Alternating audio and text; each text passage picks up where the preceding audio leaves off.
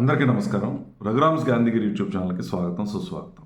ఈరోజు మనం తీసుకున్నటువంటి అంశం, ఒక మనిషి స్మార్ట్గా తయారవ్వాలని అంటే ఒక తెలివైనటువంటి వ్యక్తిగా ఉండాలి అని అంటే ఎటువంటి లక్షణాలని మనం అలవాటు చేసుకుంటే స్మార్ట్గా తయారవుతాం దాని గురించి ఈరోజు మనం మాట్లాడదాం. తెలివితేటలు అందరం కోరుకుంటాం.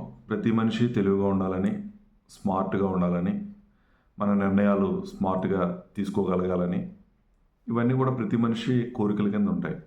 కానీ అందరూ కూడా స్మార్ట్గా తయారవ్వలేరు. కారణం ఏంటంటే వాళ్ళు కొన్ని లక్షణాలని ఆచరించకపోవటం వల్ల, లేదా అలవాటు చేసుకోకపోవటం వల్ల ఈ స్మార్ట్నెస్ అనేది లోపించడం అనేది జరుగుతూ ఉంటుంది.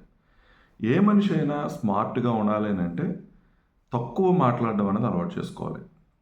నోరు ఉంది కదా అని చెప్పేసి ఇష్టం వచ్చినట్టు మాట్లాడడం, అవసరం లేని చోట కూడా కలగజేసుకొని మాట్లాడటం, మనది కానిటువంటి అంశాల గురించి కూడా చర్చించుకోవటం, లేదా ఎదుటి వ్యక్తి ఏదైనా మాట్లాడుతుంటే వితండవాదాన్ని దిగటం, లేదా నోరు జారటం, ఇవన్నీ కూడా తెలివైనటువంటి వ్యక్తులు చేసేటటువంటి పనులు కాదు. తెలివైనటువంటి వ్యక్తులు ఎప్పుడు ఎక్కడ ఎలా మాట్లాడాలో అలాగే మాట్లాడతారు. మాట్లాడింది చాలా తక్కువైనా సరే అందులో చాలా విషయం ఉంటుంది. వాళ్ళ భావాన్ని చాలా స్పష్టంగా, వాళ్ళు అనుకుంటున్నటువంటి అభిప్రాయాన్ని చాలా క్లియర్గా తెలియజేసేటటువంటి తత్వం తెలివైనటువంటి వ్యక్తులకు ఉంటుంది. ఎక్కువ గంటలు మాట్లాడే పరిస్థితి ఉండదు. చాలా రిస్కీగా చెప్తారు. ఏం చెప్పదలుచుకున్నారో అదే చెప్తారు. ఎక్కడ డొంక తిరుగుడుతనం అనేది ఉండదు. అందుకని తెలివైనటువంటి వ్యక్తిని నువ్వు అనిపించుకోవాలంటే, నువ్వు కూడా స్మార్ట్గా కింద తయారవ్వాలని అంటే ఖచ్చితంగా తక్కువ మాట్లాడడం అనేది అలవాటు చేసుకో. ఎప్పుడు ఎక్కడ ఎలా మాట్లాడాలో అన్నది నువ్వు ప్రాక్టీస్ ద్వారానే తెలుసుకోవాలి. చాలా సందర్భాల్లో నోరు మూసుకొని కూర్చోవడంతో ఉత్తమం మరొకటి లేదు. నిజంగా పెద్దలు కూడా చెప్తారనమాట. నిజమైనటువంటి సమర్థవంతమైనటువంటి స్పీచ్ ఏంటంటే ఇబ్బందికరమైనటువంటి పరిస్థితుల్లో మౌనంగా ఉండగలగటం. దాన్ని మించినటువంటి స్పీచ్ మరొకటి లేదు. నువ్వు ఎదుటి వ్యక్తితో ఏకీభవించట్లేదు అని అంటే, ఎదుటి వ్యక్తి మాట్లాడుతున్నప్పుడు నువ్వు మౌనంగా ఉన్నావు అంటే దాని అర్థం నువ్వు దాన్ని ఖండిస్తున్నావు అని అర్థం. అంటే అరిచి గీపెట్టేసి గోల్ చేసేసి దాన్ని వ్యతిరేకించాల్సినటువంటి అవసరం కూడా లేదు. సో అందుకని తక్కువ మాట్లాడడం అనేది నేర్చుకోండి. అది తెలివైనటువంటి వ్యక్తుల యొక్క లక్షణం అవుతుంది. మాట్లాడేటువంటి తీరు కూడా మనం చాలా జాగ్రత్తగా ప్రాక్టీస్ చేయాలి. భాష మీద పట్టు ఉండాలి. కఠినమైనటువంటి పదాలు కాకుండా నువ్వు చెప్పదలుచుకున్నది ఎదుటి వ్యక్తికి ఇబ్బందికరంగా ఉన్నప్పటికీ కూడా ఆ పదాల ప్రయోగం కూడా చాలా సమర్థవంతంగా ఉండేలా చూసుకుంటే నువ్వు తెలివైనటువంటి వ్యక్తి అవుతావు. తెలివైనటువంటి వ్యక్తులు ఈ లక్షణాలని అలవాటు చేసుకుంటారు. వాళ్ళు ప్రాక్టీస్ చేస్తూ ఉంటారు. చాలా సందర్భాల్లో నువ్వు గొప్ప వ్యక్తులు కనుక ఒకసారి చూస్తే వాళ్ళు ఎక్కువ మాట్లాడరు. చాలా తక్కువగా మాట్లాడే లక్షణం ఉంటుంది. అలాగే స్మార్ట్గా నువ్వు ఉండాలని అంటే మరొక లక్షణం ఏంటంటే ఎక్కువగా వినడం నేర్చుకోవాలి. దేవుడు మనకి 2 చెవులు, 1 నోరు ఇచ్చాడు. కారణం ఏంటంటే ఎక్కువ వినమని, తక్కువ మాట్లాడమని. కానీ మనం ఏం చేస్తామంటే అసలు వినడం ప్రక్రియనే మనం నెగ్లెక్ట్ చేస్తూ ఉంటాం. ఏదో గాలికి వింటాం, దాన్ని బుర్రలోకి ఎక్కించుకునేటువంటి ప్రయత్నం చేయం. మాట్లాడడం మాత్రం ఇష్టం వచ్చినట్టు మాట్లాడుతూ ఉంటాం. ఎక్కడ అవసరం లేని చోట కూడా మాట్లాడుతూ ఉంటాం. అందుకని తెలివైనటువంటి వ్యక్తులు చేయాల్సింది ఏంటంటే ఎక్కువగా వినడం అనేది అలవాటు చేసుకోవాలి. నువ్వు బాగా మాట్లాడాలి అని అంటే, లేదా నువ్వు మంచి నిర్ణయాలు తీసుకోవాలని అంటే వినడం ద్వారానే ఆ ప్రక్రియ అనేది అలవాటు అవుతుంది. నిజంగా మనం చిన్నపిల్లలు నేర్చుకుంటారు. ఎలా నేర్చుకుంటారు మాట్లాడడం? వినడం ద్వారానే నేర్చుకుంటారు. కుటుంబంలో ఉన్నటువంటి వాళ్ళు, తల్లిదండ్రులు, ఆ చుట్టూ ఉన్నటువంటి వాళ్ళు మాట్లాడుతున్నటువంటి మాటల్ని, ఆ భాష వాళ్ళకి రాకపోయినా ప్రాక్టీస్ ద్వారా, వినడం ద్వారానే బయటకు వస్తుంది. అందుకని మనం చూస్తూ ఉంటాం, ఎవరికైతే వినికిడి శక్తి లేదో వాళ్ళు మాట్లాడలేని శక్తి కూడా రాదు. కారణం ఏంటంటే భాష వాళ్ళకి అసలు వాళ్ళ చెవుల్లోకి వెళ్ళట్లేదు. వాళ్ళ మైండ్లోకి వెళ్ళినప్పుడు ఇంక నోటి ద్వారా ఎలా వస్తుంది? అందుకని వినడం అనేది చాలా ప్రధానమైనటువంటి ప్రక్రియ. అది మనం అలవాటు చేసుకోవాలి. ఈరోజు స్టూడెంట్స్లో అది లోపించింది. క్లాస్ రూమ్లో నిజంగా టీచర్ చెప్తున్నప్పుడు వింటే నిజంగా ఎక్కువ చదవాల్సిన అవసరం కూడా లేదు.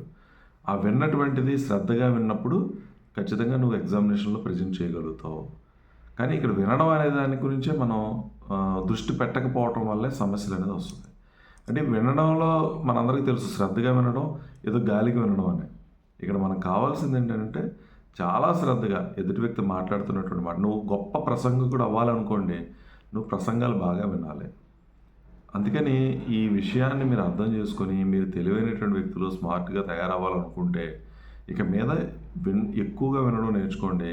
వింటన్నది దృష్టి పెట్టి శ్రద్ధగా వినడం కనుక అలవాటు చేసుకుంటే ఖచ్చితంగా మీరు స్మార్ట్గా తయారవడానికి అవకాశం అనేది ఉంటుంది. ఈ లక్షణాన్ని మనం అలవాటు చేసుకోవాలి.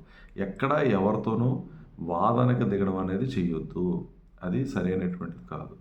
మరొక ప్రధానమైన అంశం ఏంటంటే ప్రతి దాన్ని పరిశీలించాల్సినటువంటి బాధ్యత మనందరి మీద ఉంది.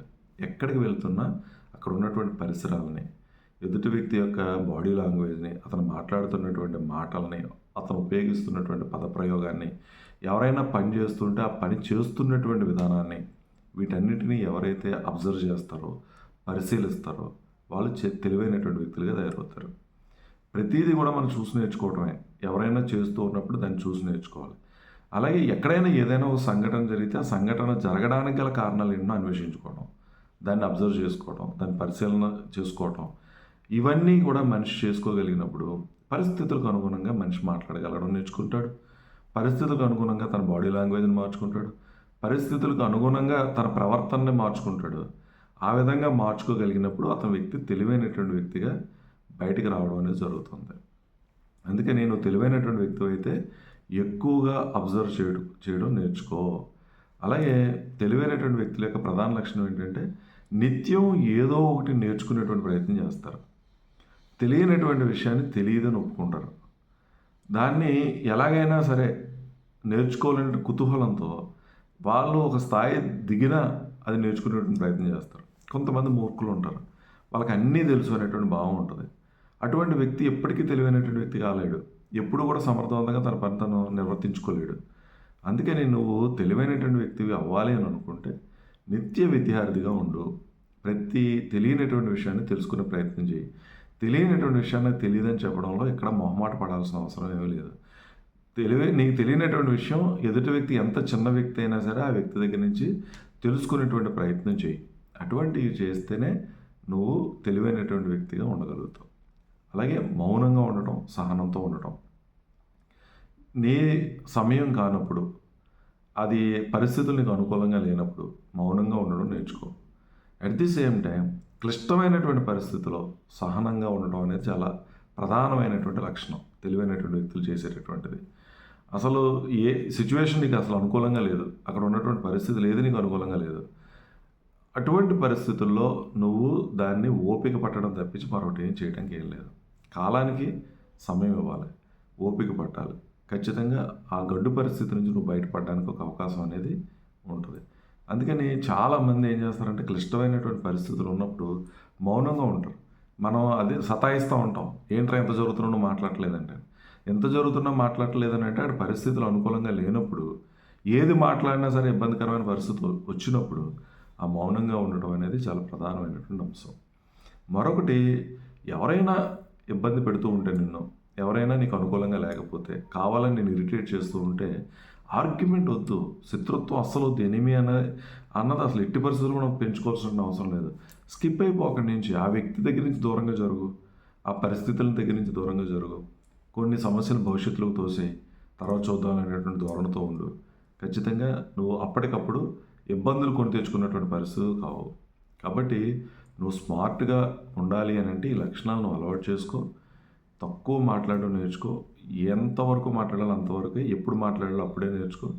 స్మార్ట్ డెసిషన్స్ తీసుకో. ఎప్పుడైతే నీకు పరిశీలన శక్తి ఉందో, అన్నింటినీ అబ్జర్వ్ చేస్తున్నావు, అన్ని పరిస్థితులు తెలుసుకుంటున్నావు, అందరి మనుషుల్ని చదువుతున్నావో, నువ్వు తీసుకున్నటువంటి నిర్ణయాలు కూడా చాలా స్మార్ట్గా ఉంటాయి, తెలివిగా ఉంటాయి. ఏ విధమైనటువంటి ఇబ్బంది ఉండదు. కాబట్టి నిత్య విద్యార్థిగా ఉండు, తెలివిగా మాట్లాడు, ఎక్కడ మాట్లాడాలో అక్కడే మాట్లాడు. కొన్ని సందర్భాల్లో మౌనంగా ఉండడమే బెస్ట్ స్పీచ్ అనేటువంటి విషయాన్ని ఇప్పుడు నీ మైండ్లో ఉంచుకో.